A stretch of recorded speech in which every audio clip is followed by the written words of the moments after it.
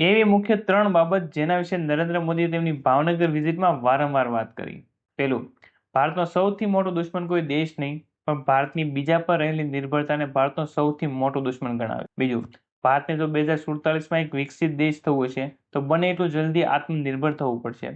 એટલે નાના કોમ્પ્યુટરથી ચીપથી માંડીને મોટા જહાજ પણ ભારતમાં જ બને એ દિશામાં આગળ વધવું પડશે. એટલે ભારતના લોકોને સ્વદેશી વસ્તુની ખરીદી કરવા અને સ્વદેશી વસ્તુ વેચવા માટે આગ્રહ કરવામાં આવ્યો. ત્રીજું, તેમની આ ભાવનગર વિઝિટમાં શિપ બિલ્ડિંગ ઇન્ડસ્ટ્રી પર સૌથી વધુ ભાર મૂકવામાં આવ્યો. શિપ બિલ્ડિંગ ઇન્ડસ્ટ્રીઝ ભારતના ગ્રોથ માટે સૌથી વધુ ઇમ્પોર્ટન્ટ રોલ પ્લે કરી શકે છે. આ ઇન્ડસ્ટ્રીઝમાં ક્રિએટ થતી એક જોબ બીજી ઇન્ડસ્ટ્રીઝમાં 6 થી 7 જોબ ક્રિએટ કરી શકે એમ છે. અને ભારતના લોકો અત્યારે દર વર્ષે 6 લાખ કરોડથી પણ વધુ વિદેશી શિપિંગ કંપનીઓને ભાડા સ્વરૂપે પે કરે છે. જો આ શિપ બિલ્ડિંગ ઇન્ડસ્ટ્રીઝમાં ગ્રોથ થાય છે તો આ ભાડામાં નોંધપાત્ર ઘટાડો થશે અને ભારતના ડેવલપમેન્ટમાં બહુ મોટો રોલ પ્લે કરશે. હવે આ બધા વિશે તમારું શું કહેવું છે એ મને કમેન્ટમાં જરૂર જણાવજો.